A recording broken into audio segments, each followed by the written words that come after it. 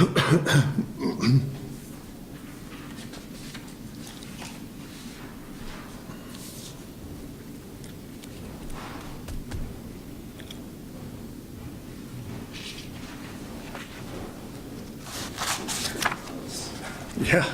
here is our quorum.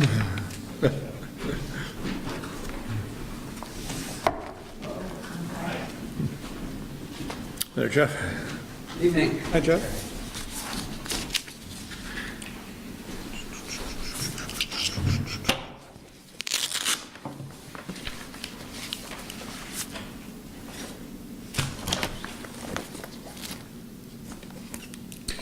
Stormwater education, are the signs that we put on the rec trail part of that?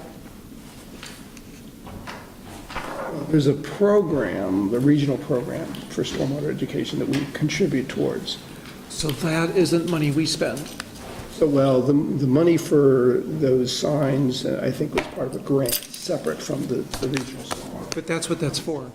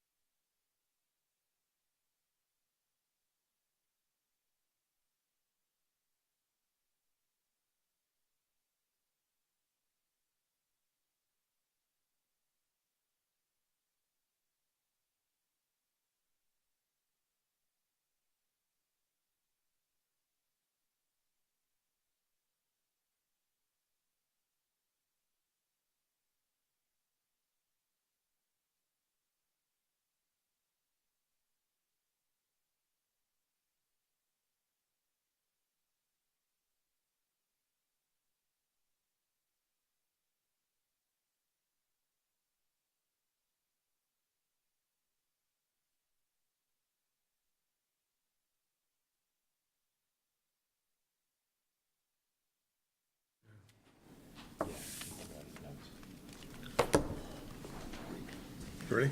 Okay.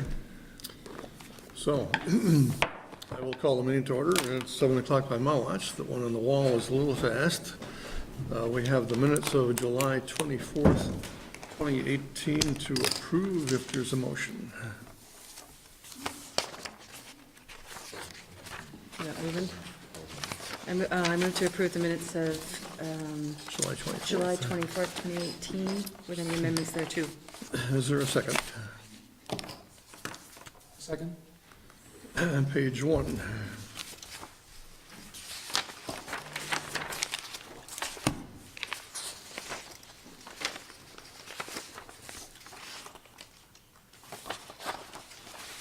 Page 2.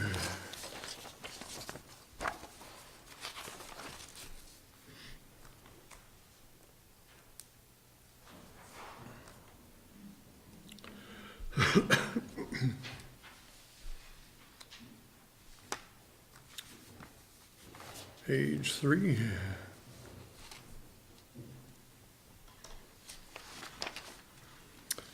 Two minor corrections. One, under the manager's report, the next to last bullet, maple tree by, I think it was the Old Brick Church was taken down, not the town hall. Yes, that's correct. Number 12, the last sentence, the last 2 or 3 words, it should say the Red Barn Gardens on Williston Road.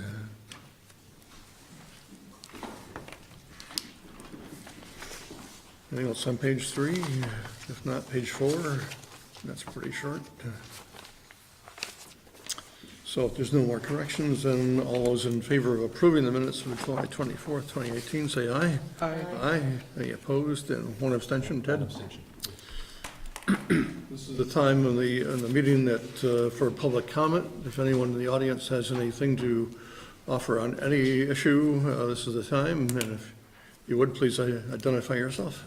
Of course. My name is Mike Finneyfrock, Williston resident, live at Unity Lane. I prepared a statement today I would like to read. Sure. Excellent. I sit here before the Select Board today to address the centerline rumble strips on North Williston Road. In light of the HOR memo and in conjunction with the Select Board's vote tonight to adopt the MUTCD, which is the manual for the utilization of traffic control devices, I'm asking the Select Board to take action and repave North Williston Road from Unity Lane, extending approximately 0.25 miles northbound. I believe you've all received a copy of the HOR memo in the agenda packet for tonight. The HOR memo states that the contractor hired to install the rumble strips did exactly as the Williston DOT intended. Meanwhile, the fact stands that the document that went through due process, the documentation the Williston DOT submitted to the Select Board, does not have rumble strips starting approximately in the same location in which they are now installed. The Williston DOT explains that this misunderstanding is simply a distortion on their map. The Williston DOT did not inform the public they intended to install rumble strips at this location, and a public that is misled cannot have informed debate. The letter further states that citizens' opinions aren't always consistent with best design practices for safe roads. At the last meeting, I did not issue my opinion. I pointed out a simple fact that rumble strip installation was not done according to publicly available prints or to the RSG recommendation. Williston DOT has highlighted safety to defend its actions. In response to their safety claim, I defer to the Federal Highway Agency's best practices and the Manual for Utilization of Traffic Control Devices.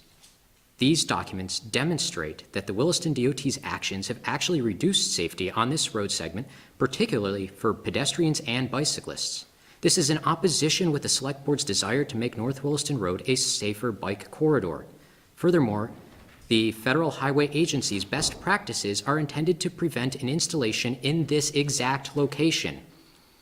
The Federal Highway Agency would consider this road to be an unwarranted public disturbance. Since the DOT states the only remedy is repaving North Williston Road, I remain optimistic that the Select Board will take immediate corrective action prior to the close of 2018 paving season. Thank you. I have some bullet points that I want to bring up Sure. in regards to safety. These are the key points that came out of my research into centerline rumble strips. There are 2 important definitions. The first is the location of the road. The location of the road extends from Unity Lane, 0.25 miles northbound. That would be the segment that we are discussing. The second is the curve within that segment of road, which is defined as a sharp curve. It was designed, excuse me, I am extremely tired. I haven't slept well in a month, so my speech isn't great. The sharp curve is referenced in the Hoare memo. He defines it as a sharp curve, and it's further supported by the Federal Highway Agency's geometric design standards for roadways. The key points about centerline rumble strips. Each point that I give will be cited.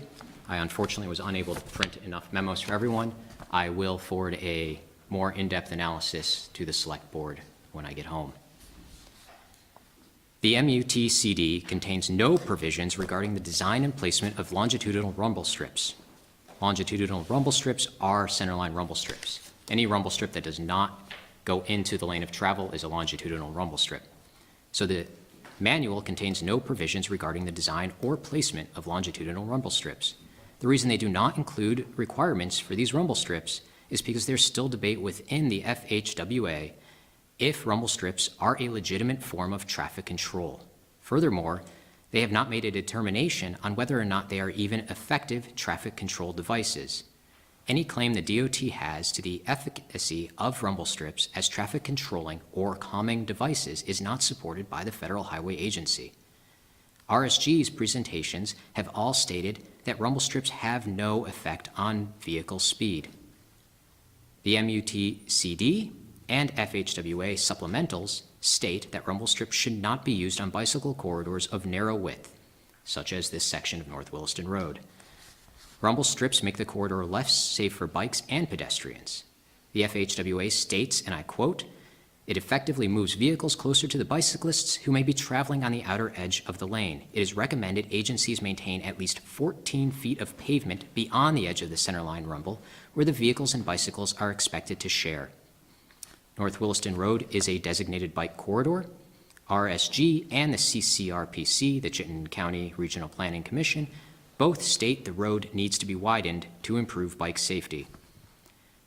Outside of very specific types of accident prevention, the FHWA does not make any claim that centerline rumble strips make roads safer. The accident history study at this sharp curve location in North Williston Road did not demonstrate a history of crashes that could have been prevented with centerline rumble strips. The FHWA does not believe that centerline rumble strips are appropriate for narrow pavement regardless of bike traffic. North Williston Road meets the minimum road width standard for collector roads. It was also again deemed by RSG and CCRPC to be too narrow. Both groups suggest a wider road. The FHWA, which is the Federal Highway Agency, states that agencies should discontinue rumble strips in the vicinity of intersections and major driveways. Note, Peterson Lane is in the center of this sharp curve. Rumble strips are not discontinued for this intersection. The FHWA states that placing centerline rumble strips in tight horizontal curves requires additional consideration. Horizontal curvature can produce additional incidental contact and associated noise with the rumble strips due to drivers intentionally cutting the curve short. This is especially true where the operating speeds do not correlate with the super elevation, which is if the road is banked or not, and as we all know, this curve is not banked, or where the percentage of large vehicles is high. The FHWA states that corridors with high volumes of large vehicles, such as dump trucks, care should be, and I quote, "Care should be taken when installing centerline rumble strips in curved roadways as their tire size and weight causes considerable noise, and they are often forced to off-track around sharp curvature." The Federal Highway Agency points to states that prohibit the installation of rumble strips on moderate to sharp curves that are in the vicinity of any residences. There are 3 residents in the vicinity of this sharp curve. The Hoare memo asserts the fact that the strips are now in place and acting as intended would suggest they are in the right location. But the FHWA contradicts this claim and states multiple times that sharp curve installations do not improve safety and only serve to generate nuisance noise as cars intentionally cut the curve. RSG's proposal did not demonstrate rumble strips were warranted in this exact location of Peterson Lane. It omits rumble strips from this location. Their final presentation states clearly rumble strips have not been shown to reduce speeds. The Williston DOT staff map that they made publicly available also omits rumble strips in this location. The paperwork without the rumble strips received the select board votes. The FHWA presentation continues. Studies have, and I quote, studies have shown that when rumble strips end approximately 650 feet prior to residential or urban areas, the noise impacts are tolerable. At a distance of 1,600 feet, the noise generated from rumble strips is negligible. Note, this implies that at a distance less than 650 feet from installed rumble strips, the noise impact is intolerable. There are 3 homes within 650 feet of this sharp corner installation. The sound is designed to carry long distances with strong penetration power. The FHWA describes how the design of rumble strips is disturbing to residents. They provide best practices to avoid unnecessary noise. By not following these best practices, the Williston DOT is subjecting residents of Williston to intolerable noise that is designed specifically to wake up and alert drowsy people. This harms local residents' sleep quality, and as we are all aware of the research, including that of the National Institute of Health, that correlates poor sleep with cardiovascular disease, impaired immune response, stroke, Alzheimer's, and other health issues. As I said, I will forward more in-depth analysis to the Select Board after this meeting. I have not had sufficient time to finalize the document since I realized the horror response went online.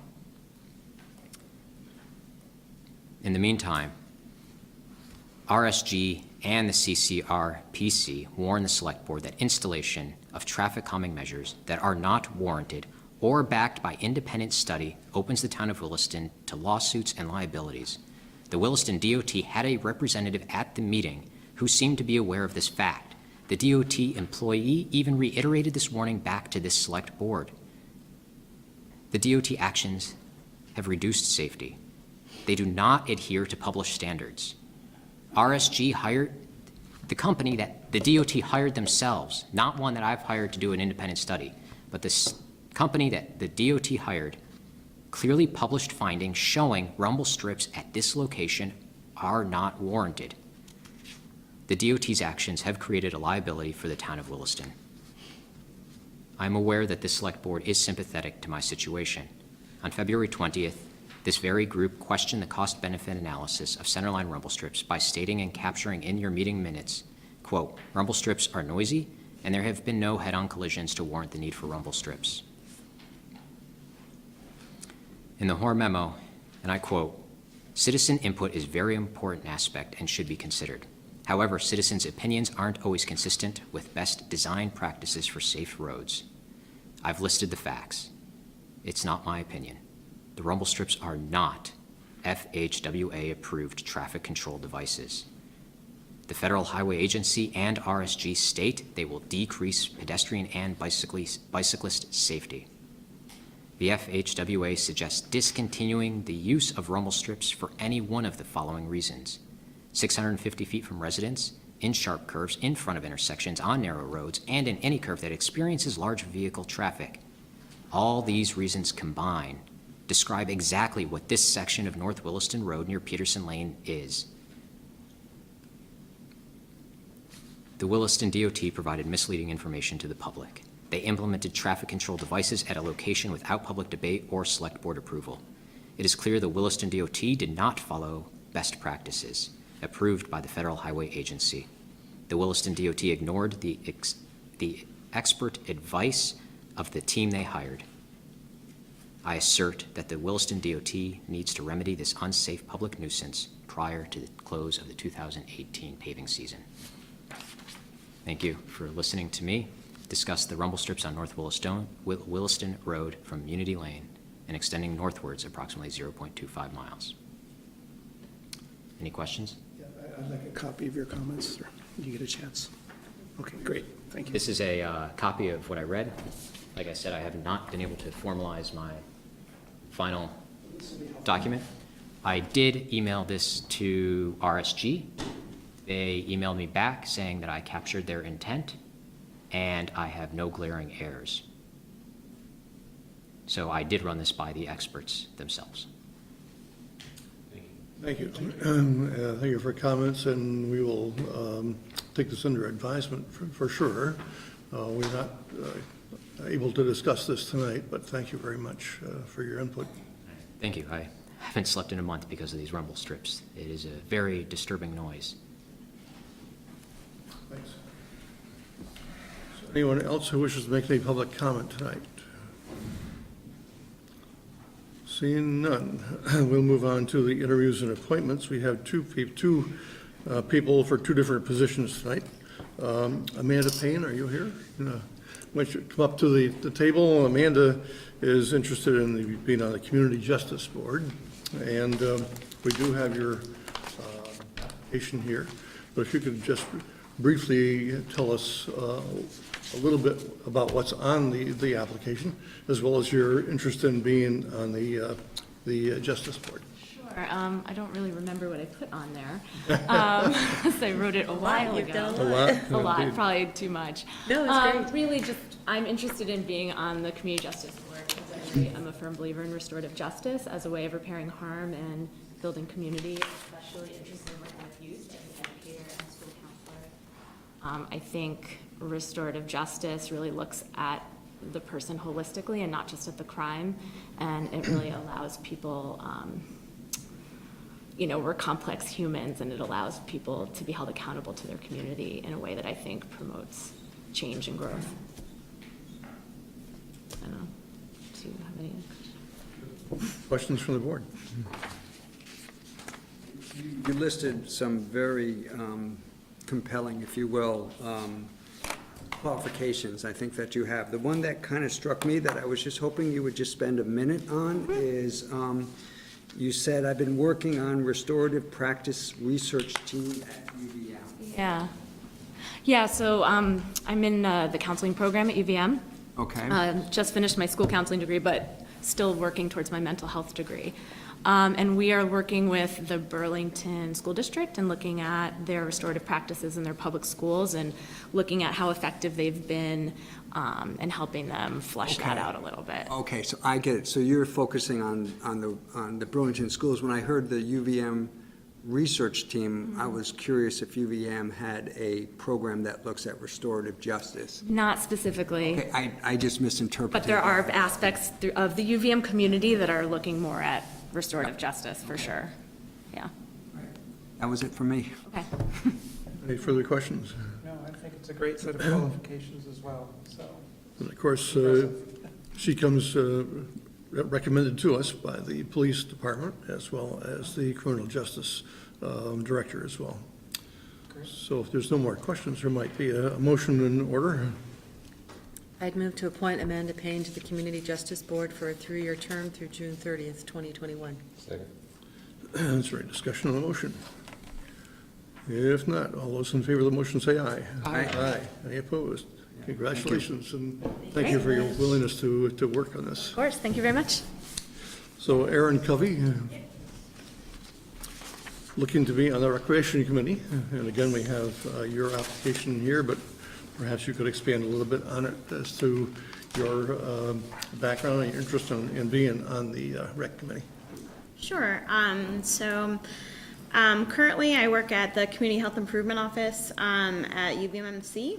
I would say I'm a regional coordinator for the self-management programs, and I serve on the Chittenden Accountable Communities for Health team, which kind of talks about how we can come together and create more, movable towns and connective towns and engage community partners.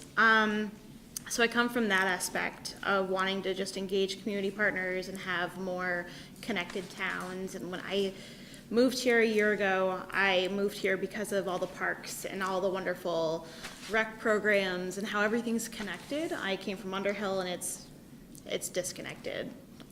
But it's a little rural. Anyway, so I have that aspect, and I also have a 6-year-old son. That's my other qualification. It's a great qualification. And he's really enjoyed the schools, and we live right in town, and we've just really enjoyed the rec department. He just spent all summer at the rec camps, so I've had nothing but really wonderful experiences. So when I saw that posting, I just felt like it combined my work aspect, my work passion with being a parent. So I don't know if that's necessarily qualifications, but there it is. Good, thank you. Questions from the board? Sorry, I'm going to ask a question. Sure. I like the way you expressed it, school-aged kiddo, anybody who puts kiddo in an application, and that you love the rec department also, or the rec program also. Yep. So could you just maybe spend a second saying what you love about it, and maybe what you have discovered that you think could use some work? Well, I really enjoy like the comprehensive programs that they have. I work at my current job with a lot of folks from Cathedral Square and Sash.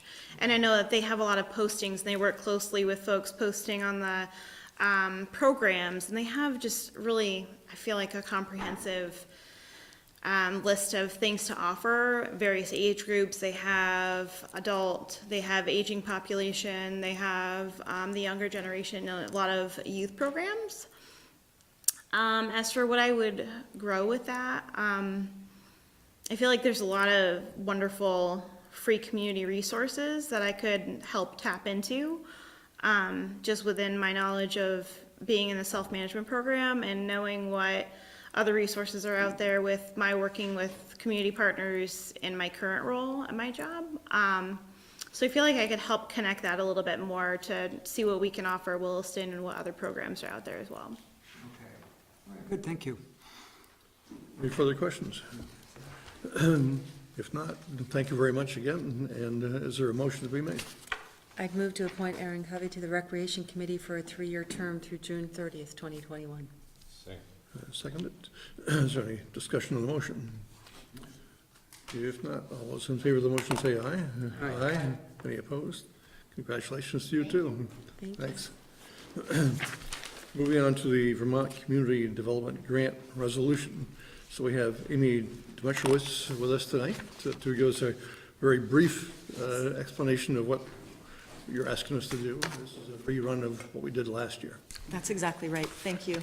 The town was gracious enough to be the lead applicant for our VCDP, Vermont Community Development Program, grant application for the Old North End Community Center at the St. Joseph's, the old St. Joseph's School in Burlington. We actually applied in December or January. They considered it in June. We were not funded the $300,000 that we requested, but they encouraged us to come back. Partly, the reason we weren't funded was because we hadn't gotten close enough to our fundraising goal. Our goal is 2.2 million. We had raised 1.3 when we met with them. We're now at 1.7. And the board hearing will be in November, although the application is due in September, so we'll be that much closer. So we're feeling really good about it, and we're here to ask if you would reapply. Thank you. Good, succinct. Yes. Questions from the board regarding the project? Maybe to Eric, just, is it basically just reapplying with the same forms and new dates that we did before? Yeah, I believe so, and I was looking, there isn't a public hearing required because it's a reapplication, so there's a resolution the board would sign tonight for support of the application. But no public hearing is required? Right. Okay.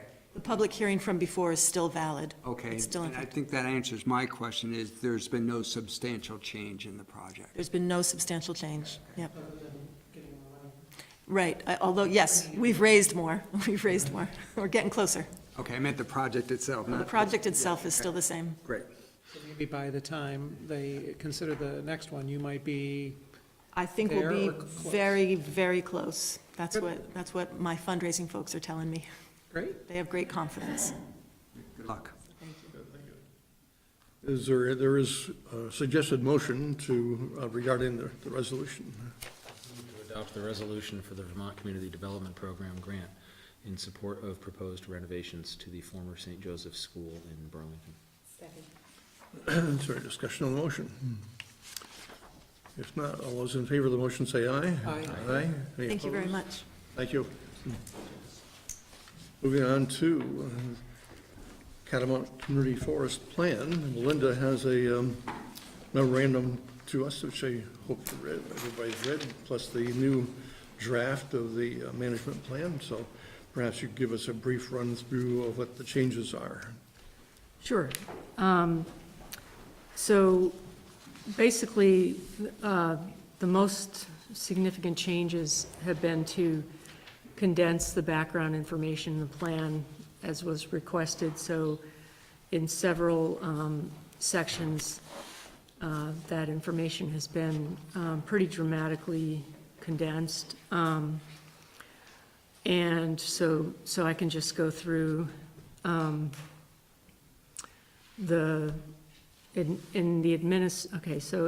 under local regulations, I took out a whole section of where I'm just describing the bylaw regulations related to the ag rural residential district. And instead of just citing that information, I just make a reference.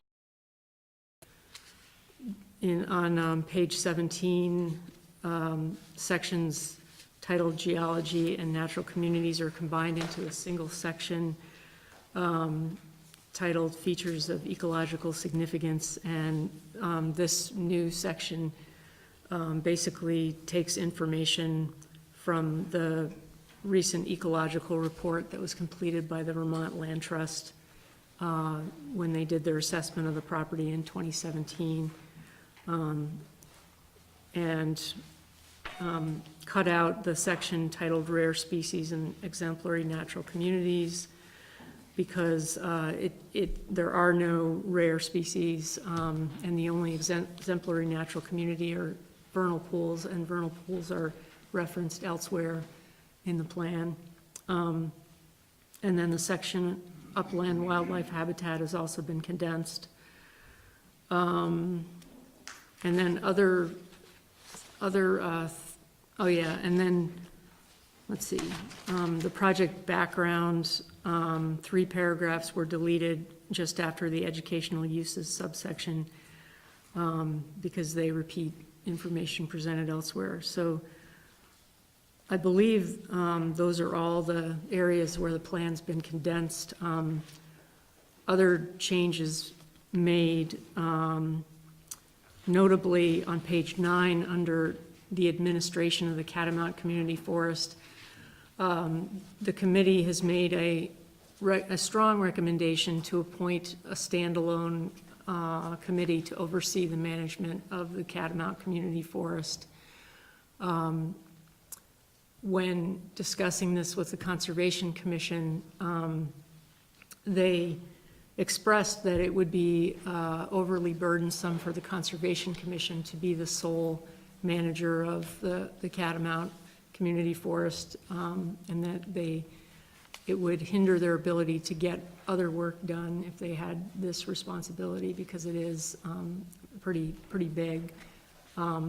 Having a standalone committee would also ensure that multiple stakeholders would have a direct input and certain degree of control, I guess. Is it okay if I interrupt while we're on this? Sure. On this?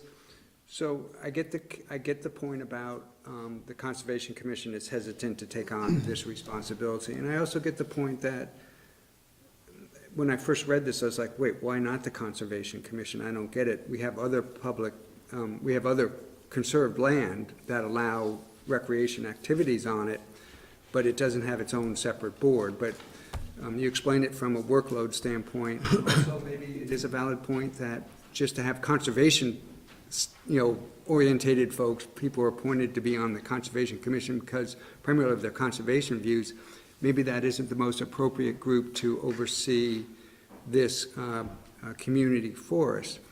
What do you envision, or what does the committee envision as the makeup of this committee? I mean, how many people? Yeah. Who would be sought to be on it, that type of thing? I think that the makeup of this current committee, I think at the outset we tried to have multiple stakeholder groups represented, and they were represented. However, I think this committee could be a little more balanced, have more balanced representation, and probably should be smaller, like limited to 7. More balanced but smaller. Yeah, if that's, Is that possible? Possible, yeah, I think it's possible. But yeah, those are the two main recommendations. Okay. Okay. Get a better cross-section of the population. Yeah, and the interested Residents. groups. Residents, I think, are all on that road, right? For the most part, There was, except for the person on Christmas Lane, sorry. there was, I would say, sort of an overrepresentation of residents on that road. I wouldn't say that everybody was, on the committee lived on that road, but, Oh, no. but it definitely was, there, But just maybe get the demographics of the entire town, you know, somebody from the, this would be each up to- population group, right? yeah, or I would, like, from, somebody from the rec committee, someone from the conservation committee, perhaps somebody from the planning commission. If one of you wanted to sit on the committee, that would be great.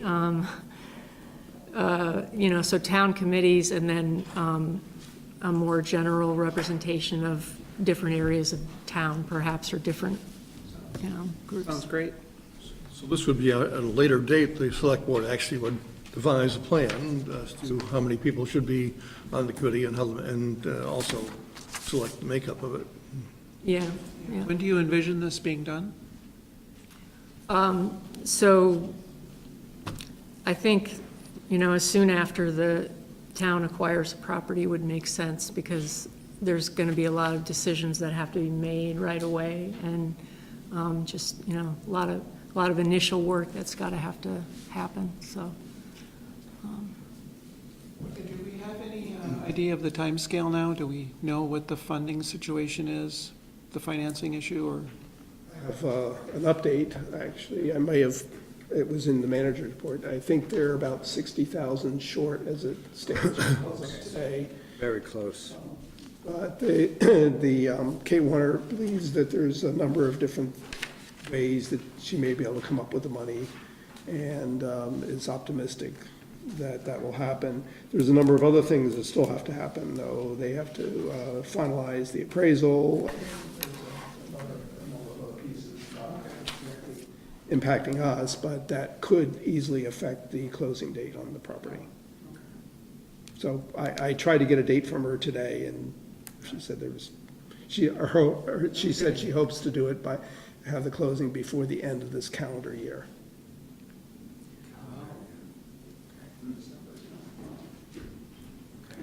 And the 64, sorry, that is with the town contribution being the 600,000? Yes. Okay. Yes. So I'm pleased with where we're at this moment. There's a possibility of adopting the plan tonight, if you wish to do that. I'd move to approve, sorry. I was going to say, did you get through all of the changes, or you just went through the, There's a few changes on the second page. I already talked about condensing the plan, so the historic and cultural resources, same thing, was condensed. The section dealing with hunting, we received some public comment from Vermont Fish and Wildlife staff who felt that the language in let's see, in the last paragraph was somewhat misleading and offensive. what page is that? That is on page 34. So basically, the language dealing with the ratio of hunters in the state to game wardens, and, just some conjecture about their ability to, enforce hunting regulations. That was objectionable to a member of the staff member of Vermont Fish and Wildlife, and she requested that language come out, so we took it out. It doesn't really change the substance of that section too much. And then in the action schedule, some items were added by request. Let's see, so an action item was added at the request of Vermont Fish and Wildlife to begin monitoring the deer winter area under the guidance of Fish and Wildlife Department. And then also by request of Vermont Land Trust, an action item was added to plan for development of a permanent access trail from the Governor Chittenden Road to the parcel south of Governor Chittenden Road. And then a change to the numbering to say year 1 instead of 2018, year 2 instead of 2019, just in case, just to give the town more flexibility depending on when the closing actually happens.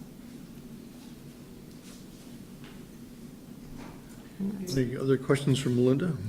Any attempt to get any further public input? We have not done anything other than post it on the website. We're open to any direction you might have for us to, to solicit public comment.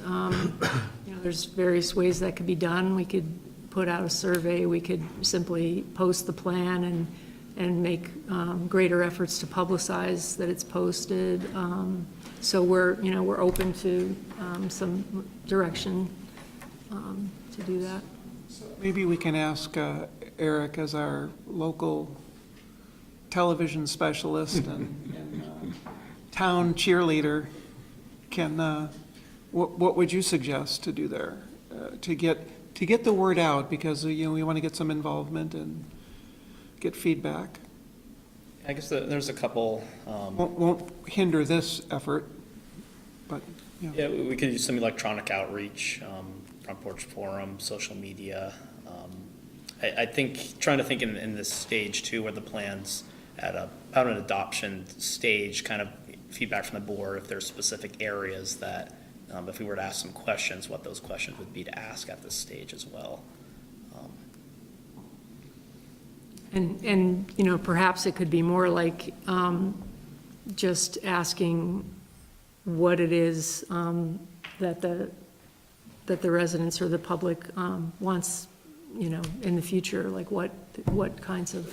that would be great if you would do that, So I'm still disappointed we didn't embrace some of the other activities, but I understand we're still open to looking at those in the future, so that's why I want to see public input, some process, or one of the things that's disappointing is how little public input we get sometimes for big activities. This is the biggest acquisition the town has done, isn't it, Terry? By quite a bit. We've been talking about this for 2 years. For property, yeah, so thank you. Are you looking for more public input before we? No, this is kind of for the future, because, to start getting public input, because as I think Melinda stated last time, it isn't a stagnant thing, right? This is just a starting point. No, it's a Living document. So perhaps if the permanent committee is established, that might be one of the tasks of that committee, is to solicit input and work. Yeah, however we want to do it, you want to do it. Melinda, I assume you would be staffing that committee? That's a question. I don't know, we'll have to deal with that issue later. That's not something We to. have to get the committee formed and figure out what we want it to do, and then we'll work on figuring out who's going to staff it. Okay. So it sounded like Joy was ready to make a motion. I was going to move to approve the Catamount Community Forest Management Plan. Is there a second? There is a second. Is there discussion on the motion? No, just, that was a lot of work in a small amount of time. I think that's one of the lessons we learned is, good and bad. Congratulations to them for getting this far, but that was a tall task to ask them to do. Further discussion? If not, all those in favor of the motion say aye. Aye. Any opposed? No abstentions. Now, Thank you, Melinda. now it's just $64,000. Yeah, that's just petty cash, right? Probably not. Oh, yes.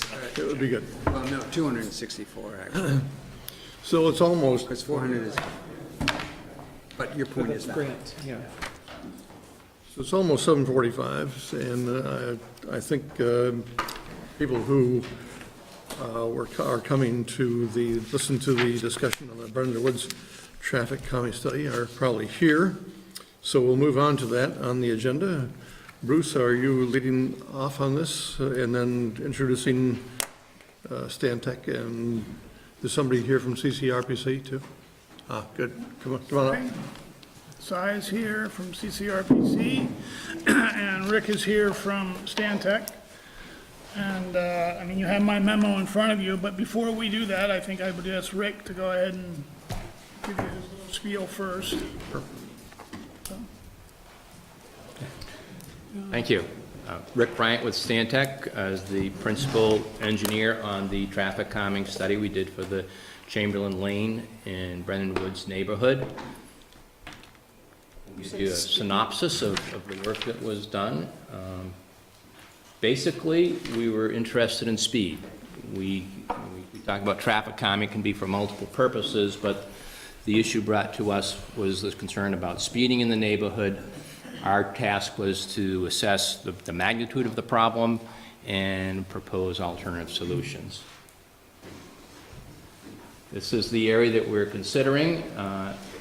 We have Mountain View Road at the north end, Route 2 Williston Road at the south end, come in off of Talcott Road and others to get to the neighborhood, but Chamberlain Lane comes to a point at Hannon Drive, and then it continues as Brendan Woods Drive.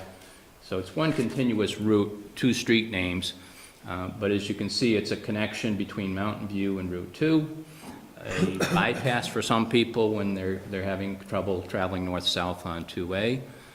So in addition to looking at speeds, we did take a peek to see if in fact there's a lot of cut-through traffic in the neighborhood. Why might speeds be on the high side? Well, this is the typical cross-section. There is a sidewalk on one side throughout, separated by a grass strip, which is good for pedestrian accommodation. But what's left over for traffic is a 30-lane road, 30-foot wide road in 2 lanes.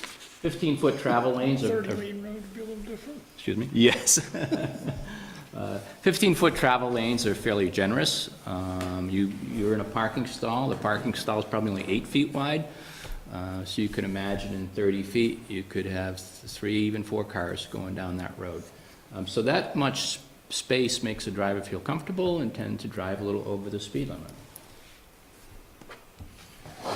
So to measure what was going on, we collected some speed information with the RPC's help. They set the equipment out to capture speeds on Chamberlain Lane down near just above Isham Circle, where there's a bit of a straightaway, and above there's the circle where Hannon Drive comes in, turns a bend, and we have another straightaway, and we captured vehicle data at that location as well. What we saw, a couple of numbers here, each location, the Chamberlain Lane at the south, Brendan Woods at the north. These are the average speeds we observed, and here are the 85th percentile speeds. Typically, when you're setting a speed limit, you work with an 85th percentile speed. You know some people are going to go over the speed limit. Just a fact of life, you deal with it, you're designed for the 85th percentile. 15% people will be scofflaws, you live with that, try to satisfy the 85%. So we would like to see this number match up with the speed limit of 25 miles per hour. As you can see, we're at 33, 34, 32. We're well over the designated speed limit. Even the average speeds came in above the speed limit. The other aspect I mentioned is the potential for cut-through traffic. We basically did counts at the north entry point and the south entry point to, Isham, to see how much traffic's coming in and out of the neighborhood, the kind of the area circled in blue. We count rooftops from a map and say, well, can we know how many trips a day or trips an hour a household generates? So we can count the houses and estimate how many people should be coming in and out of this circle. By counting at either end, we compared it to, and we found out that generally the number of cars coming into the neighborhood matches the number that we would expect due to the number of houses that are there. The actual number entering was a little bit higher, so we would estimate 10 to 20 vehicles maybe are sneaking through on the day that we did our survey, okay, which we think was a typical day. but there could be days when something's happening on 2A where it's a lot worse. Other days it may be better. So you just did this on one day? This was just a single? One-day survey, yes. Now, we were out there on multiple days doing different things, other counts, just field observations, watching traffic. This is a manual survey, you're out there actually counting cars? Yes, yes, we sat at the intersections at either end here. In fact, I sat at this end, my office mate was down at the other end at Isham Circle. So we were tracking cars coming in and out. It's the only way you know what cars are coming in or out from either end, whether they're going all the way through or not, is to physically sit there and do it. This wasn't the principal focus of the study. Again, we were looking mostly at speeds, but we just wanted to get an idea of what was going on from a cut-through perspective, and we kind of saw this as not a major issue. There's people passing through, but it's not the dominant flow of traffic by any means. It's not being used as a major thoroughfare. It doesn't seem to be, no. So after looking at the speed data, we basically held a community meeting to see what solutions might make sense. The concern being, I can put some ideas on the table that may be very effective, but I'm not driving through it every day. It's the residents who live there that have to deal with it. So what may sound like a good idea in terms of slowing down traffic may be a bad idea if you have to drive over yourself every day or have to live next to it, and there's some noise associated with that treatment, such as a speed bump. Vehicles going over the bump will make a little bit of noise. This speed hump is a little different there, but so we wanted to put ideas out in front of the community and let them react to them, knowing that we don't have all the answers, that the answer for one neighborhood would be different for another. So we let them give us some feedback. And we put a couple of options on the table in front of them, and to be honest, the first one I'm showing you, the speed hump, was actually the preferred strategy for the neighborhood residents that came to speak to us. And we had a very good turnout of, say, like 25, 30 people. Yeah. It was a well-attended meeting. We were impressed at the level of interest. Did you get the people that were, I guess, in front of or around where the speed humps were being proposed? Yes, we had the conversation about people, would you want this in front of your house? And they said, by all means. It was very, not that everyone's going to be happy with that. That doesn't mean it's, because the locations haven't been Correct. definite yet. So the people that they may end up right in front of may not have necessarily been in the meeting. But they did understand that trade-off, and they were siding towards, let's do this, let's not let the noise or whatever issue stand in the way. So speed hump was what was preferred. We did, offer them what they call a speed cushion. Looks like a speed hump, only you have a little cut through for the fire truck can get through and not have to slow down if they're in a hurry. There's chicanes where you build into the road these little islands that forces you around, and it basically makes it a one-way road for a short segment, so traffic has to pause and wait for the car to clear coming the other way. Very effective, but also inconvenient. A center median is another way to kind of slow things down by diverting the traffic left or right, as opposed to a hump that makes you go up and down. The idea is shift the driver, make him feel uncomfortable going too fast. Another like curb extension to just kind of narrow the road. People told us that on occasions they would park on the street, even though they have a two-car driveway and garage. They'd park on the street, make it a little narrower. If their kids are out playing that day, they want to help slow the traffic down. This is sort of a permanent solution in that same vein. And even speed feedback signs as a solution. This one shown here is solar powered, so it could be there permanently. And we went through this evaluation matrix. I won't go through all of it, but basically we talked about benefits, how effective these strategies might be, and the cost, what it might cost the town to implement some of those things. So again, we try to explain to the community the positives, the negatives, the trade-offs, and they surrounded around the idea of speed humps. And then the issue was, okay, how many and where? And based on their feedback, we put together this sort of, I call it a recommended approach as opposed to a plan. Again, we haven't nailed down the exact locations. There's a lot more work that would have to happen to do that. You don't want to put it, obviously, in front of someone's driveway or next to a driveway. If there's a catch basin that's collecting stormwater, you need to know where that is. A speed hump can function as a dam and restrict the flow of water along the street. So there's details that need to be ironed out. But conceptually, what we're suggesting is on the straightaway sections where we've documented higher speeds, to look at 2 speed humps. And spacing optimally is about 500 feet. You don't want to go much longer than that. You don't want to get too much narrow in that. The other thing to consider is we've got a stop sign at one end, and this is Mountain View over here, just helping orientation. We've got the traffic circle, we've got another stop sign where Hannon Drive comes in, and of course, stop sign again up at this end. You think those things are traffic calming devices as well. If you've got to come to a stop sign or a circle, you're going to slow down. So the spacing of these, we kind of view these as speed humps as well.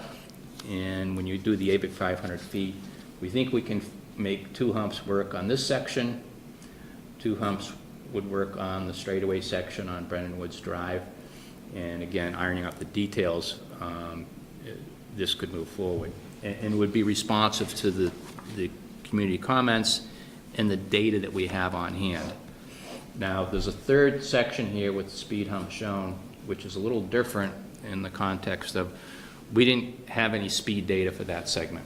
So we can't say with any certainty that people are speeding or not, but the people who came to the meeting were adamant that there were issues there as well and felt that there should be consideration for doing something at the northern end of Brennan Woods Drive.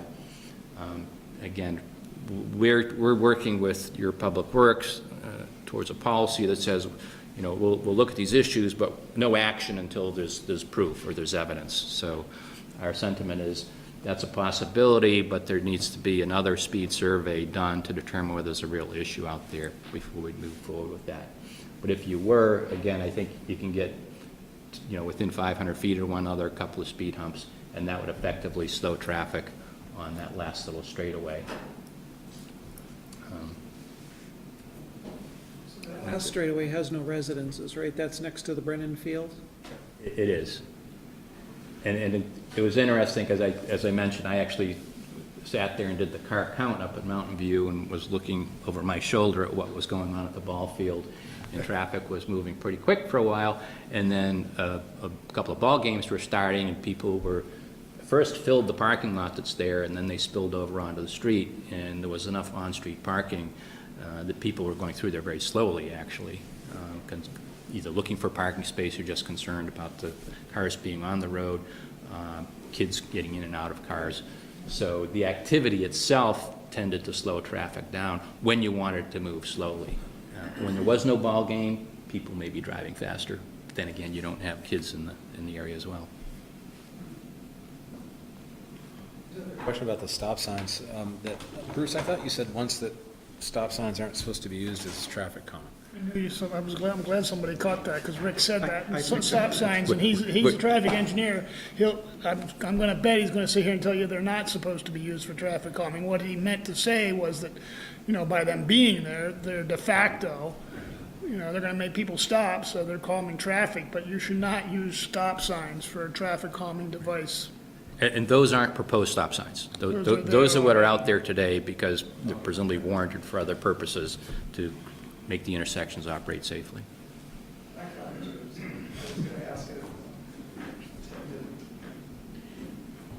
Any comments or questions from folks in the audience? No. Yes, sure. The 15-lane road width, the 15-foot lane on the road? 30-foot wide road? It's 30-foot wide road. There really isn't a center line painted, but you split it in half, you get 15 per direction. So that 30-foot lane width, if you add 6 feet to North Williston Road, is what RSG suggested we widen North Williston Road to. So that road's 6 feet wider than a major thoroughfare in the area. And traffic only goes 30 miles an hour. 32. Traffic was over 30 miles an hour. But its posted speed is 25. Correct. It's posted at 25. I think our 85th percentile was 50 for a 35. mean, it's just He's incredible. talking about North Williston Road now. Oh, Wider roads, and it's a reasonable speed. I consider it reasonable. Just an observation. The public classification also is a big factor. It is a residential, local residential road, whereas the North Williston is more a collector road. So public classification is also. So my question is, did you say that residents park their cars on the street when their kids are playing on the street? Not routinely, but some of the people who came to our meeting said that they have done that on occasion. But they didn't say their kids were playing on the street. Not playing in the street, no, but just at times when the kids may be out in the yard, whatever, or in the neighborhood, and they felt they could help make traffic move slower, they'd put their car on the street instead of in the driveway. Because we don't want to encourage kids to play in the street. Not suggesting that. That was great in the 50s, but we have too much traffic I grew for up that today. way. So it appears that the people who are speeding are the residents of Brennan Woods. Very much so, yeah. Okay. Or you can say the same in Southridge. Yeah, I'm sorry. We did make that comment at the public meeting, with the enemy is us. Yeah. The people who are, there's not that many cut-through vehicles to suggest that it's outsiders who are speeding. It's people who live there and just aren't being very thoughtful. And these types of devices will remind them to maybe be a better neighbor. So the staff recommendation is to proceed with the speed humps? Yes, in my memo, the recommendation is to, recommends the outcome and findings of the Stantec report.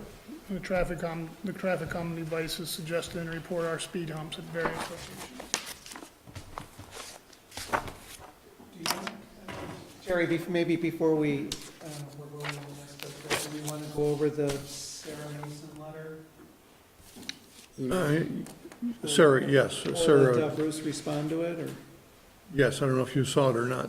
Sarah Mason did send a letter. Sarah came and saw me. Email.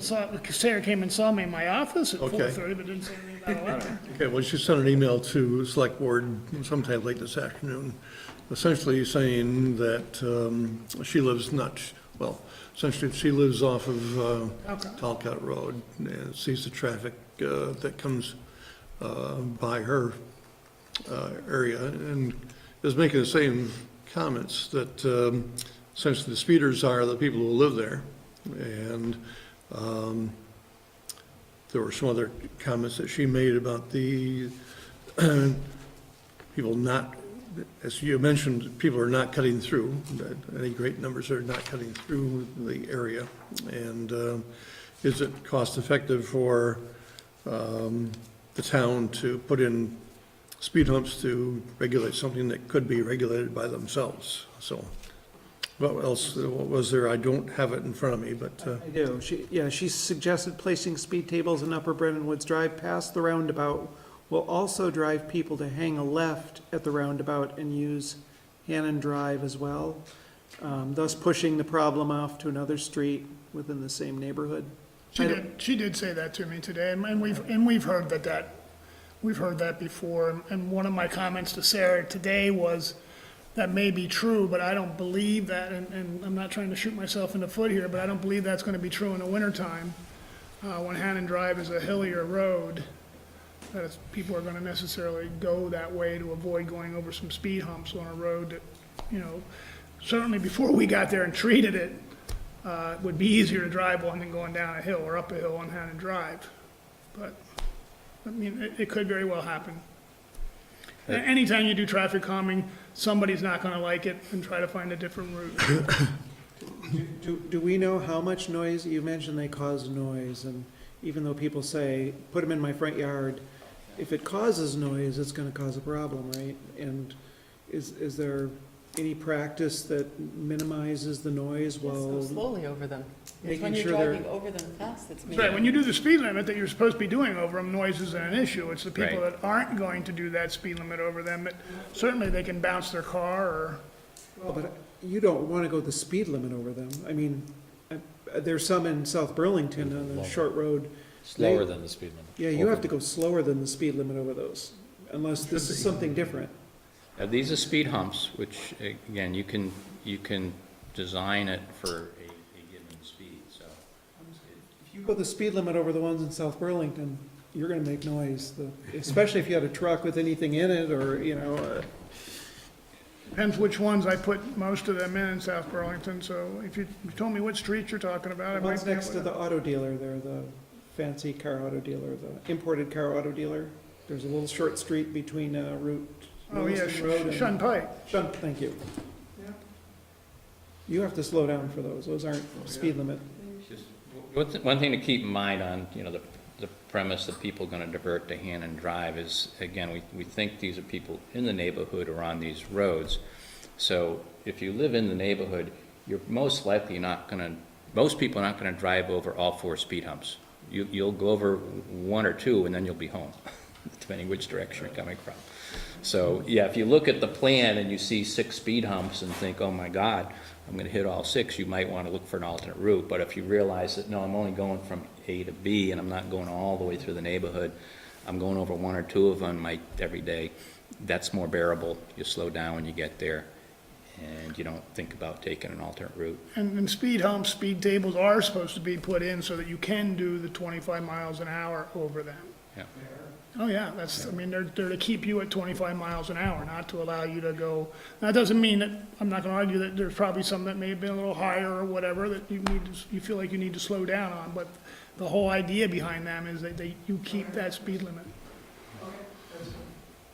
And that's part of the rationale for the 500 feet. If you make them too far apart and someone is slowing down a little bit, they have plenty of room to accelerate before the next one. You want to keep them close enough that people don't speed up in between, but far enough apart so that it's not too costly to put them in. So in terms of cost, there's the cost of installing the humps and maintaining them, and the cost that they may transfer to our road equipment because the plows hit them, and I mean, it must cause wear and tear on our town vehicles, all so that these people can teach themselves how to slow down in their own neighborhood. Want to respond to the condition of the trucks? Well, the guys, when they're plowing, better not be going over 25 miles an hour anyway. I'm not gonna say that doesn't ever happen. No, they will definitely slow down, but they'll definitely slow them down. I'm not gonna argue that. They'll have to slow down, just, it's because they don't know. It's the same as going over a manhole that may have raised or lowered a little bit. I mean, lower's not so bad, but if they raise and you hit them at any speed, you can do quite a bit of damage. So, yeah, if you wanna go to it from a maintenance standpoint, I mean, I can't sit here and say that we want them. But I can't sit here and say that we don't want them either, because if that's what is required to do traffic calming, to make people do the speed limit, and that's what you guys want to have happen, then we'll live with it and make it work. But to think that it's not going to have any wear and tear on equipment, it will eventually. But once again, average plow speeds are 15 to 25 miles an hour. They're not flying along anyway. They might be on some of our bigger roads going a little bit faster than that, but that's... So you're going to hear more of the argument from the fire trucks, emergency vehicles, than you are from the town trucks, the plows. I mean, those guys don't want anything in their way, including my guys. You don't want anything in your way, but you live and adapt. So right now, the proposal or recommendation is for 4 speed bumps, even though 6 are shown. Correct. Okay. And analysis down the road will show whether the additional 2 might be warranted. Correct. Okay. So, and the cost is about 15,000 to 18,000 per speed bump, is that? Yes. Am I reading that? I just want to make sure I'm reading this Yes. correctly. So we're looking at 60 to 80,000, it sounds like, for the installation of these speed bumps, or speed humps. So that would, the concept would be to build it into the capital budget next year? How would they be paid? I guess I'm asking the question. A capital item, or we're gonna start How would putting they- this how- kind of how stuff would in our these regular be- budget. When would, if hypothetically we were to say yes tonight or in the near future, when would they be able to be installed, and how would we pay for them? Money would have to be included in the capital budget. Okay, so capital budget, yeah, okay, so that'd be next year. Well, At the it earliest. could, or it depends on the budget deliberations. Earliest, yeah. Right, I get that, right, they may not make it through the budget process, I get that, yeah.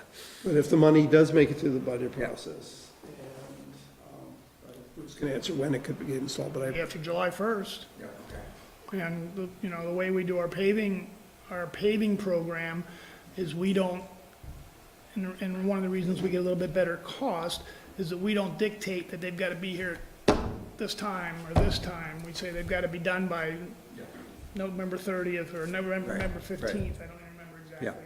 Okay, So that's a pretty wide window, but that's when it would be done, and I would certainly put it out as part of our regular paving to try to get a better number.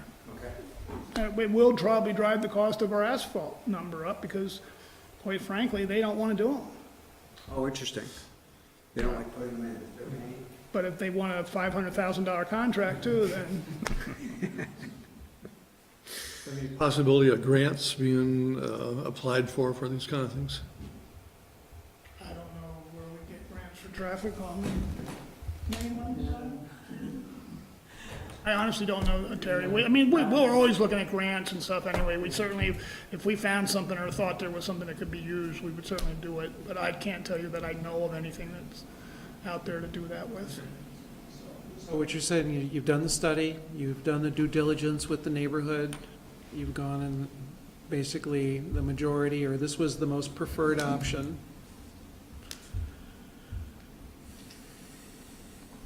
And from the audience, I don't know who's here from Brennan Woods, maybe just the, nope, nobody? I'm not from Brennan Woods, but I'm from the town of Williston. Understand. Yep. So if we're considering a motion, there is one suggested for tonight. I would move to accept the preferred alternative for the Brennan Woods Drive Chamberlain Land Traffic Calming Study as presented. Second. Discussion on the motion. The only question, and I actually support this. There seems like there's no rush. I mean, we have to go through a whole budget process first. So, I like the idea of maybe between TV or the medias, they'll run a story and do this at a future meeting, a near future meeting. So you think, let's just give it a little more time? Yeah, see if we generate any interest, some compelling reason why. Traffic, yeah, stoplights are imperative that they be put. Yeah. Are you moving the table discussion for tonight then? Yeah, that'd be great.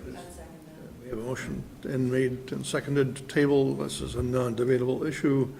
All those in favor of tabling the issue, say aye. Aye. Aye. Any opposed?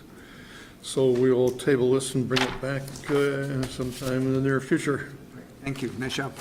Guess I would just remind everybody that we're getting ready to do budgets. Pardon me? We're getting ready to do budgets. Put this in. Yeah, I was gonna say. September 1, we're getting our capital budgets to start working on. So moving right along to the Maple Road Traffic Calming Study. Bruce, you're doing this one too? I think we have a memo from you on this. Yeah, you have a memo on, since this was already talked about before, and the results of that study were to do nothing. But then I know that there were some other questions about doing some different things over there, so I put together this memo. It's still recommending basically that we go with the report, which is to do nothing through that neighborhood, but to talk a little bit more about the manual for uniform traffic control devices, and that if anything else is going to be considered, to make sure that we're following that manual. Because there's been some suggestions about moving the stop sign from the corner of Village Grove over to the corner of Maple, where it runs east to west. And if anybody were to consider doing that, certainly we would have to have a study done to see if it even warrants a stop sign. And then if it did, we would also have to be realigning that intersection. Because it's the way it goes now. Maple Road was there, and then Village Grove was built into it. So to make it a true T intersection, it would take some work on Maple Road and basically split Maple into two roads. You may end up renaming a road or part of a road, just because you don't normally have a road that goes in and makes a 90-degree bend usually. It's usually a change. But we have, I'm sorry? But your study right now says do nothing. That's what the report says, to do nothing. And, but we have said that, there are some signs out there that could be used, which are the share the road signs that we could put up over on Maple Road, just to, let people know that there are other people, let travelers know there are other people using that road. There's no such thing as children at play or watch out for children signs or anything like that anymore. So that's basically what this memo was, just to point out that there was some consideration. And So if this is a possible solution, short-term anyway, to see what happens with it, and if we get more information, or if this cures the problem, we're in good shape. If it doesn't, we may be back talking about it. Questions for Bruce on this?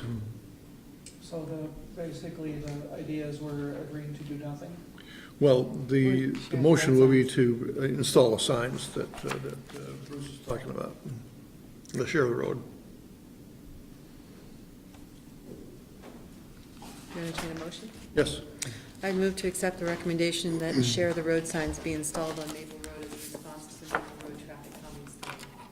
Is there a second? Second. Is there a discussion on the motion? May I ask the chair, are there people here who are here for this agenda item?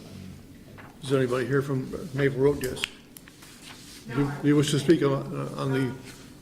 No, I said my piece when I was here before. We want it to be a minimum invasive situation. So the signs, like save the road signs, that may be a nice simple answer to try first. Good, thank you. I guess, Terry, I'm trying to understand why we would put the signs up if the study says nothing, right? Not to do anything. Because they want something, but they don't want speed humps and something else, and the residents would like something. And while the study says don't do anything, those signs may be just what they need to achieve what they want without having to go further and spend more money, and it was a great compromise by Bruce. We wouldn't spend money if the report says not to, I mean, so. Probably not that much money. the share the road signs, Terry, are pretty simple, and quite honestly, it would be something that we may even put up without ever coming to the select board and asking for permission to do. Sure, they're inexpensive? I'm sorry? Inexpensive? Yeah, I don't know, $35, $40 a sign or something, I'm not sure, plus the post, probably $120 altogether, with people putting them in and everything. I mean, not a huge cost. Certainly something I can absorb in our budget this year without having to go to capital. Certainly make a bunch of residents very happy. I think so. On a good road. Is there further discussion on the motion? If not, all those in favor of the motion say aye. Aye. Any opposed? One opposed. And we'll move on to the traffic calming policy. And both Rick and Bruce are talking about this, I presume? I think I'm going to start, and maybe Eric will chime in, and Okay. As you can see on our agenda, this is a popular topic these days. And some people really want traffic calming and some don't. The bottom line is that people are speeding, and You know, the whole concept behind traffic calming is to slow people down. That's just one technique. Enforcement is another, certainly, but that has limits because you can't have police officers on every street and all day long. And as soon as they're gone, people tend to go a little faster when they're not around.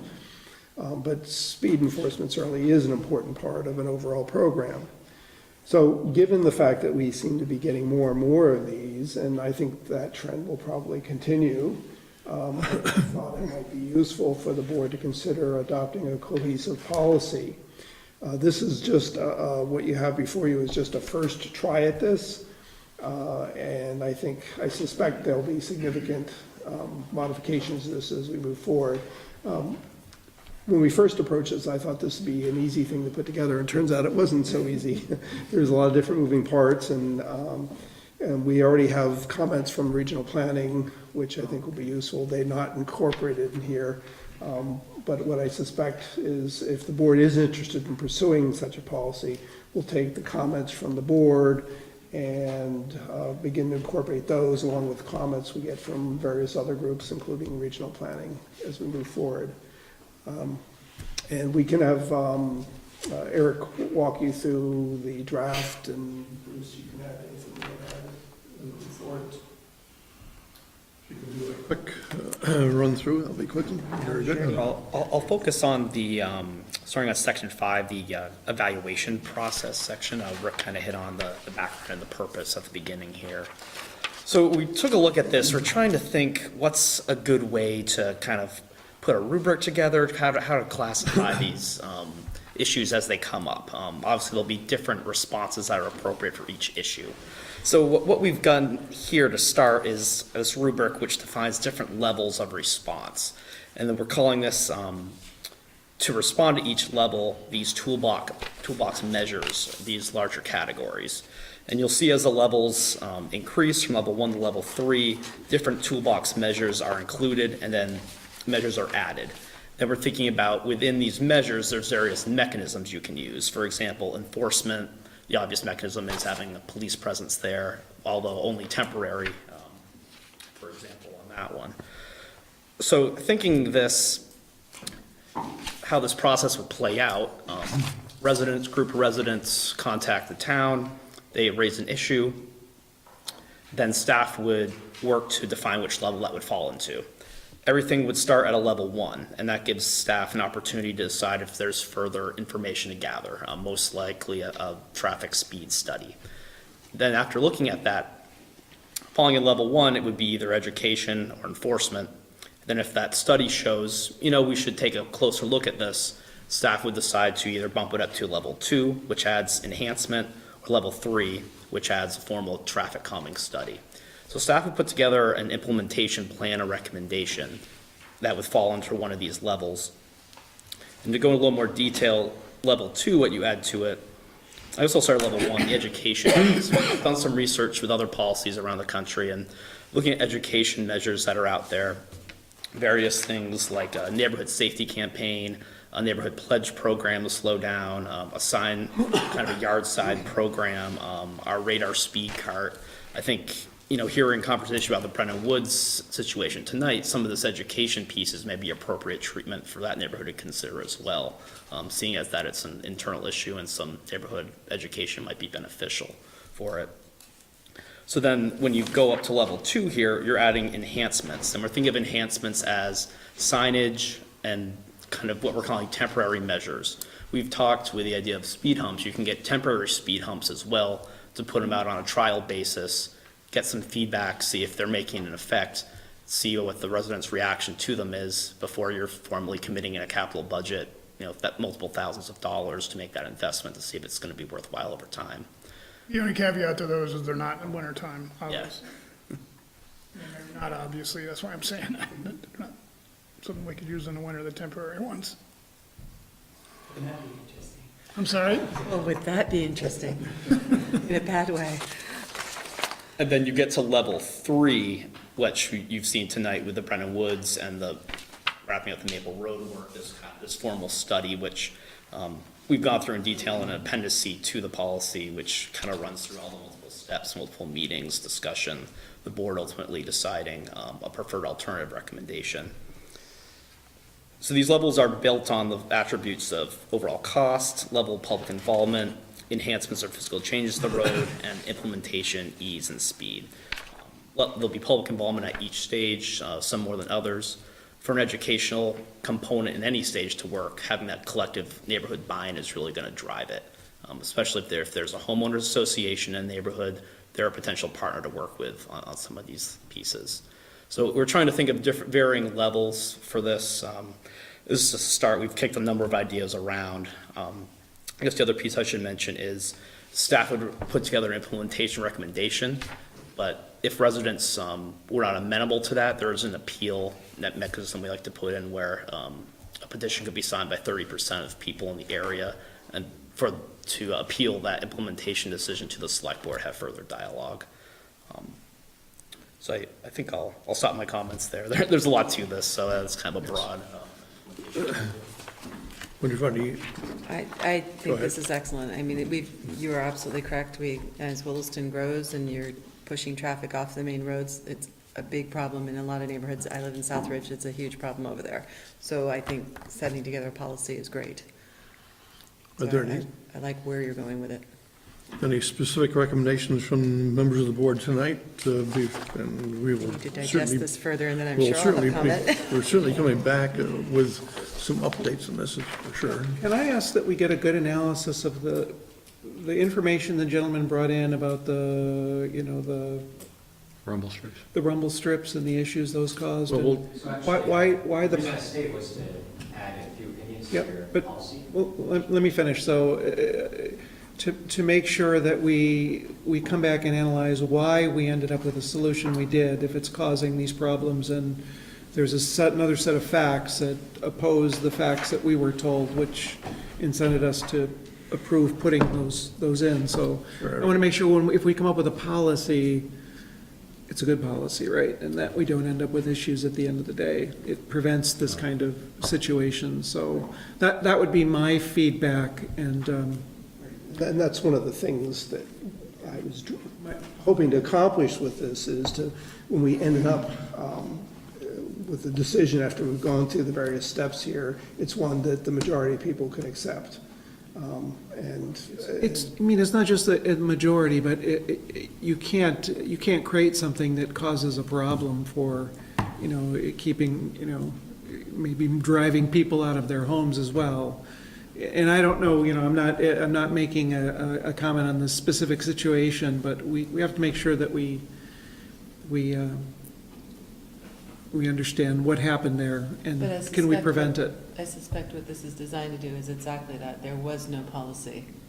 And so by Well, creating one, then hopefully you're Well, I've read this, and it basically goes through the process I think Bruce went through, I think that he shared with us through, to do what he did with North Williston Road. So I would say that maybe we need a little more here, so that's... I'm sorry. Go ahead. I'm in favor of coming up with a policy. I would caution, though, that any policy is never gonna prevent mistakes. Yes. In the implementation of things, things are gonna happen that are wrong. And I don't think a policy is gonna change, that fundamental fact of nature. But that being said, I think we should have a policy. One concern that I always have with things like this is you have a policy that is not specific enough and it doesn't help. You have a policy that's too specific and it can be used to gum up the works when there's an obvious common sense solution to something, but it doesn't fit exactly the policy. But that's that's the nature of governance, I think, is finding that balance. But good luck. You're all part of it too. I knew somehow that was coming back around. When we were putting this together, we did find that as a challenge. We had one of our early versions was 2 or 3 times as long, and we cut it back, and then we added stuff and cut it back, and it still needs a lot of work in my mind. And so comments, including comments outside of the course of this meeting, whether from board or from citizens, are certainly welcome at this point, because we'd like as much input as we can get. How will we get that, the public feedback? Well, I think, It is a big topic in many neighborhoods. I know it's a topic in my neighborhood, and we've never solved it. So other than real, ugly means, and that is, people having to call the police on certain people who always speed. And by the way, that does solve the problem. It's an uncomfortable thing for neighbors to do to neighbors, but it actually does solve the problem. But nobody really wants to go there, so. Jeff, do you have some comments first? Just a question. I note in here, and I don't know if the answer is yes, it should, or no, it shouldn't, but would it be appropriate to have a section in there that talks about how these will be paid for? It talks about, there's a cost, but that's all it says, is there will be a cost. And I wonder if there should be any thought given to paying for these. actually, I think there was. It may be more in the appendice that goes through the more formal traffic calming study process. I think there may be language in there talking about after the board approves that study, after the study, as we saw tonight, is approved, or it's been tabled tonight, but to go to a future capital budget, or when there's money allocated in a future budget. That Right. And maybe it's inappropriate to have it in this policy. I don't know the answer to that, but I was looking on page 11, then step 6, and it says permanent installation or modification, and I assume preceding that has to be how are we going to pay for it? What pot of money is that? Is it going to be used? Is it going to have to be a capital budget item, or is it going to be something we can do out of the operating budget? And maybe the answer is we don't know. You can't determine that, and thus it's not part of the policy, and that's a fine answer. I just was wondering if how we're going to pay for it should be part of the policy. I think it's got to be the answer, is that we're not going to know until we get there and see how big the Right, number is. big projects are going to be capital, small projects maybe operating. Yeah, if there was something missing from this policy, this is what jumped out at me. I think the appendice, Maybe I don't have the appendice. well, the appendix A, B, and C, C. I think the intent behind that was to use that as a way of prioritizing. Yes, When which is you great, have yeah. multiple projects and limited funds, Right. because otherwise, that would be the only function that would Yeah, perform. I mean, who knows, we might actually end up building a traffic calming line item in the budget, but projects will have to compete for that amount. Interesting. Somebody in the audience have a question or comment?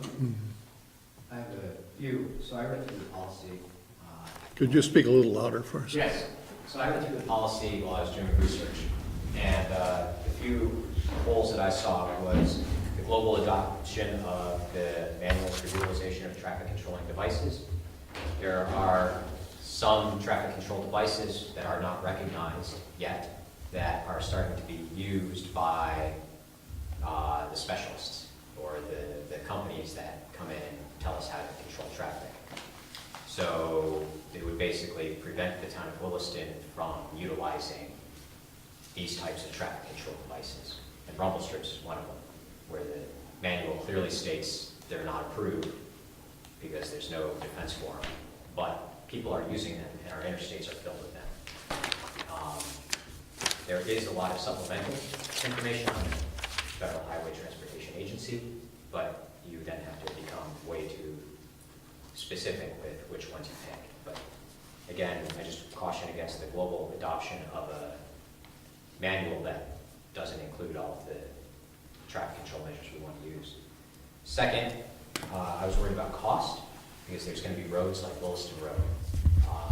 It's huge. It takes a ton of money to do anything on that road. And then there's going to be roads like Maple Road, I saw on the list today, which if any speed humps went on Maple Road, that's $18,000 for 4 residents or whatever. It's a very small road. And the cost per square mile of road is huge versus, exorbitant costs on Williston Road would easily be absorbed per square mile. I wanted to know if residents would have to come up with that money for these tiny projects. Globally, would Williston all have to pay for a tiny little road that doesn't get used? It would be my fear. The next would be the appeal process. 30% on the road is kind of a global statement. Once again, Williston Road, miles long, it goes from one end of Williston to the other. You have to get 30% of those residents to sign on, and it might only happen over the first 2 miles. Kind of seems hard to justify the 30% line. You know, I can understand in the village, you know, that's where 30% of your residents are, but what if this happens, you know, down towards the Richmond border where there's 1 or 2 homes? You now have to get 30% of all the Williston Road people to sign. Maybe there's a way we can set a range. And then the last is, how is the scoring transparency going to be made publicly available? Those are my only comments. And you're aware that Williston Road is a state road, we had no control over that. Okay, I'll change it to North Williston Road. I got it. It's miles long, Yeah, I and got in it. some areas, it's very highly densely populated, like near Tamarack and the village. Yep. And out by the railroad tracks, there's 4 homes per mile type thing. You know, so if we need 30% of people buy-in to get a crosswalk near Tamarack, walking all the way down to Williston Road, the North Williston Road to the railroad tracks isn't going to help you. Yep. Meanwhile, if you need that same crosswalk at the railroad tracks, no one at Tamarack cares. Got it. So I think the consensus is that we want to continue to work on the plan, the policy. During the course of your weeks, if you have any thoughts, ideas, please pass them along. I have a question before we go from that. Just the manual for, is it universal traffic control, is that what it is? UTCD, Manual for Uniform Traffic Control Devices. Is that a spec, or is it a recommendation, or how is it used at the state level, or? It's a manual, it's a federal document that is adopted by the state of Vermont as they adopted as the manual to use for, within the state of Vermont. So that's why we are using that. And if rumble strips aren't in there, I wasn't aware of that. I'm gonna find out for sure, not that I'm saying somebody isn't correct. And I'm also gonna find out why then, if that's the case, why they were even put in a report that we were given to be used. So, anyway, but we'll figure that one out. But the Manual for Uniform Traffic Control Devices is basically the manual adopted by the state of Vermont. And I would not recommend that the town of Williston do things that are not within that manual. It shouldn't be the experiment, is what I'm saying.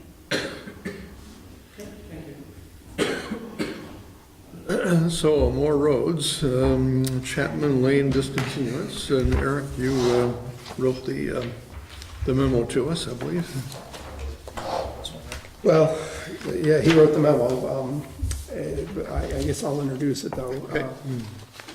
This goes back far too many years, I'm afraid. It goes back to Ted Kenny's first tour of duty on the select board, when the proposed discontinuance of a short section of Chapman Lane was proposed. A hearing was held and a site visit was held on a buggy summer evening. And the section of road we're talking about serves one property, and it really is part of a driveway. For those who were there, I know you'll recall that. At the very beginning of the driveway, or near the beginning, is a culvert. And there's, I guess, as best we can determine, part of that culvert is on town property and part maybe on private property. But I think it's been accepted as a town culvert. Depends where you draw the line, but yes, yeah. And the culvert has been problematic in the past and frankly needs replacement. I think there was some technical information that was shared with us that at the time, and I think we concurred that it needs replacing. So we haven't done anything with it and since then, partly because, well, it just kept falling lower on the priority list, and things are getting moved up a little bit faster now. We have a little bit more staff. So anyway, what we're proposing to do is to replace the culvert and then proceed with the discontinuance. We would have to hold another hearing, another site visit, and And we have a draft agreement, which, did we share this with the board? Yep. Okay. This has not been reviewed by legal counsel, and it's not been reviewed by the property owner. We are meeting with the property owner later this week, I think, On Thursday. on Thursday. They have received a copy, though, to. Yeah, they have a copy. So, and we're not asking for, at this point, for any authority to sign this, but we would like to take the first step for discontinuance, and hoping that the two processes will kind of flow together in the end. But the draft agreement was designed to actually have the culvert replaced regardless. But that if we do replace the culvert, we don't want the property owner fighting our attempts to discontinue the road. So that's kind of the way we have it set up. So we don't understand right now whether they have an opinion on this. Well, back when we talked about this several years ago, they did have an opinion, and they seemed inclined to accept this approach, which is why we're doing this. Whether they've changed their mind since then, we don't know yet. Do we plow that 250 feet, or we do? Like with We a cannot- contractor, I'm sorry? with a contractor. Yeah, we can't do it with a town truck, it's too small. Can't turn around. Yeah.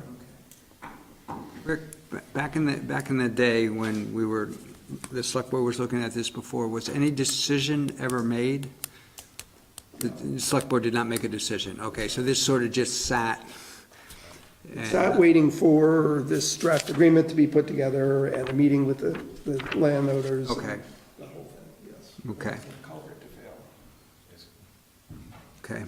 And then the other piece of this is the town would be responsible. I mean, it sounds to me like no matter what, the town will be responsible for replacing that culvert at a price of some 10 to 15,000. Okay, so whether we discontinue the road or not, that needs to happen. Okay. And the other factor is that We don't have to go down and replace that culvert. The culvert itself, as it sits today, is not in bad shape. It may be undersized, and for that kind of reason, it may need to be changed, but it's not way up here on the list of projects for us to go down and do. We were saying we would replace this culvert, make it a bigger culvert, to then turn it over to the property owner, so they wouldn't have any issues in the future with the culvert. We've only ever had a backup there maybe once, and that was, the last time we dealt with this was 2011. Oh, right, Irene So, here. you know, it was, so we don't, it's not an ongoing type problem that we have. So the culvert that's there serves a purpose. It's undersized, as most culverts are by all the new stormwater rules and all the things anyway now. So, the proposal is, and the permit we got is to make it a 5-foot, it's a 2 to 3 foot culvert now, depending upon who's measured it. But we have a permit from Stream Bank Alterations now to replace that with a 5-foot culvert with a couple feet of it buried, so it has, you know, it'll form a stream bottom in it. Okay, And then it should handle whatever water for a long, long time, so that the property owner then doesn't have any concerns or issues or difficulties with it. and I don't mean to ask these questions tonight. In this process, will those type of questions be answered? And by those type of questions, I mean, if there was a problem down the road, would the town be liable in any way? Because we're the ones who installed the culvert. These are just things I'd want to know before we vote on this. Right, the intent is for this agreement and discontinuance to follow. Now, whether this agreement does that or not, at this point, I can't say, because this has not been reviewed by legal counsel. And I'm sorry, I don't remember, I remember doing the site visit. I think I remember it being buggy. Yeah, it was. But I don't remember much else. Is there any benefit to the town to not discontinue it, to maintaining its ownership of the road, for lack of? Well, we do lose a little tiny bit of money because, Non-monetary, I should say. Is there any access that the town will lose, that someday down the road we may be sorely disappointed we lost? Okay. I mean, it's a part of someone's driveway. I still just feel I need to be comfortable. And this will be answered as part of the site visit, too? Okay. On a non-buggy night this time, I assume? Yes. Well, I think we're hoping for early October. A nice fall evening. So the 1495.70 is money we get from some, or per mile, I should say, not Oh, that's. yes, yes. For a Class 3 road. Yeah. Where do we get that money? State. Oh, that's state money. We get money for all classes of highway, Class 3, Class 2, and Class 1. We don't have any Class 1, so we don't get any. But every Class 2 or Class 3, the 70-some miles of Class 3 and Class 2 highway, we get so much money per mile from the state. From state taxes. Yes. No, I didn't know that. I guess I thought they would maintain their roads and we had to maintain ours. Some towns, that's their whole highway budget, The state tax. yeah. Small, Not Williston, what's that? not Williston. No, let's hope not. So Bruce, you said that the culvert isn't a problem, it's not gonna fall apart, but it's undersized for Irene 100-year storm. I don't know what Irene is, 100 or 200-year storm. So the idea is to replace this as a goodwill gesture to get them to agree to, has this already been? But we will floated? have to replace it at some point. I'm just saying, if we weren't doing this, it's not, at the top of our list. Lower on by the any- priority list, yeah. So it will have to be replaced, it would have to be replaced at some point if we kept ownership of it. Once the road is discontinued, the property rights are handed over to the adjacent landowners. So this would be, these folks are the ones going to make the agreement with this. They'd be responsible, right? Yeah, I think this is something we should do. I mean, it's both end. The culvert does have to be replaced. It is the town's property right now, so we might as well eat that cost because we're gonna have to eat it sooner or later anyway. And we might as well put it in the same thing as discontinuing the road because the town gets fundamentally no actual benefit from having this as a town road. Okay. It does continue to expose us to liability because under my recollection is that under state statute, towns do not have sovereign immunity relative to bridges and culverts. I'm sorry, what does that mean? Means that if you get hurt because a town culvert fails, that you can sue the town. Okay.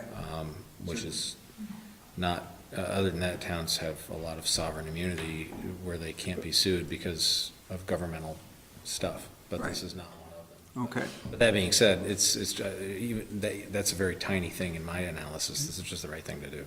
Okay. Doesn't sound like we're anywhere near there, but it might be a good faith thing to do in turning Yeah. over the road. Yeah, I think so too.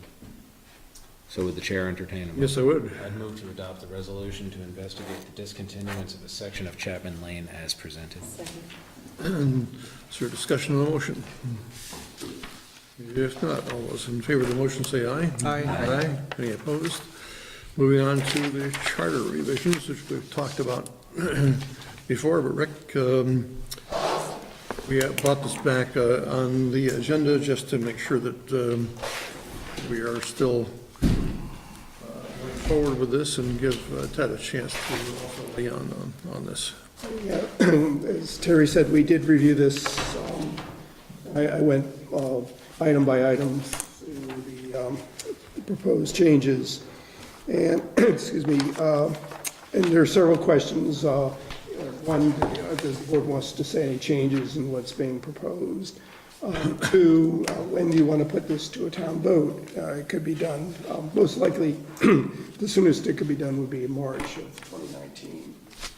And I think there's one other thing I want to comment on, because I think there was a newspaper article in the Observer that may have been somewhat misleading.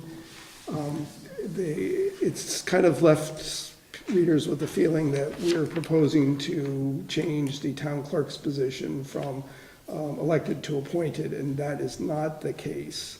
All we're doing is trying to take the legislature out of the equation, really, because either way, it would require a town vote. And because we have a charter, to change something like that now, it would take a town vote and the legislature to weigh in. And if the charter's changed, then it would just take a town vote to do that. not, the legislature wouldn't have a say in it, assuming that this charter change got approved. So I just wanted to make that distinction because some people may have misunderstood that from the article. Because the town clerk was speaking against that, but what she was talking about is making that change now. She is supportive of the change in the charter that would allow the town to vote on that in the future if it so chose. So that's an important distinction. If we were to approve the going forward with this, it would be reviewed by legal counsel, I presume. Yes. And then if we were to put it on the ballot for March and it was approved, it would then go to the legislature, and the chances are good that the legislature would act on it because there'd be enough time between March and May for them to do that. Also, I want to point out as a reminder, this, if the board wants to move forward, 2 public hearings at a minimum will be required. Any comments about whether we should move forward or not?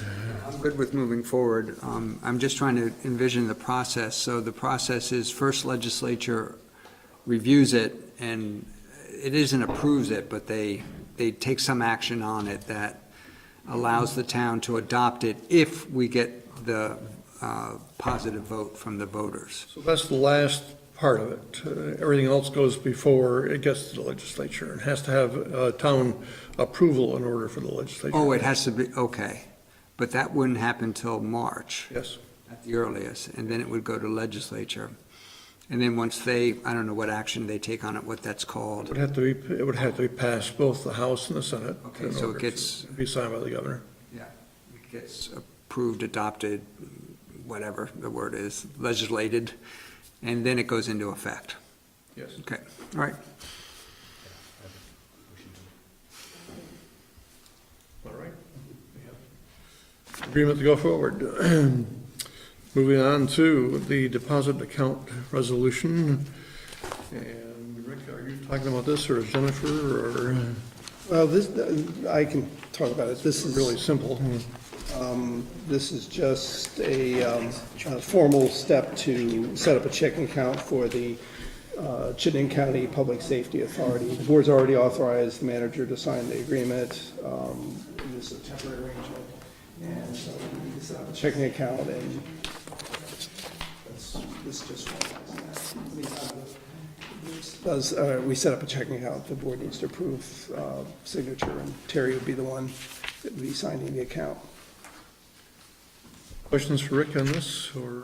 That's very simple. A motion would be in order.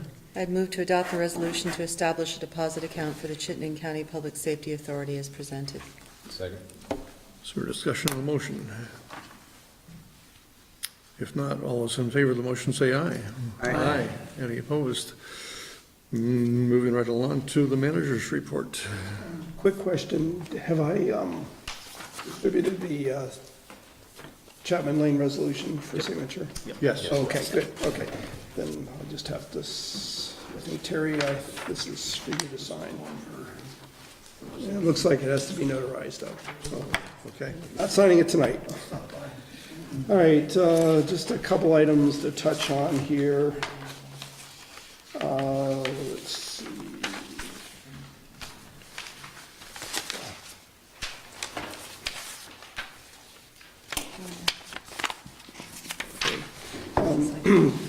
The first item, I just wanted to mention this in my written report, thanks to a declaration by the Federal Emergency Management Agency concerning a May 5th storm that caused some washouts on both Butternut Road and Oak Hill Road. We will be getting reimbursed for some of our costs incurred in repairing the damages. In fact, most of the costs will be reimbursed. So that will, the total estimated damage was $25,000, so we'll be getting about $23,000 back from that. So that's some good news for our local taxpayers anyway. Also, we've been approached by, on a different matter, by Verizon Wireless about the possibility of leasing some space inside the steeple on the old brick church. I've set up a meeting with Verizon officials next week. We're involving the Old Brick Church trustees in on the discussion. They've already given a list of questions and concerns they have. So we'll be working through that process, and if we are able to work out those issues, we'll be coming back eventually for permission to lease this out. So, lots of questions that we still have, but Do we know what kind of a lease agreement they come up with? What would they pay the town, and how long is the term? I don't know the answer to the length of the term.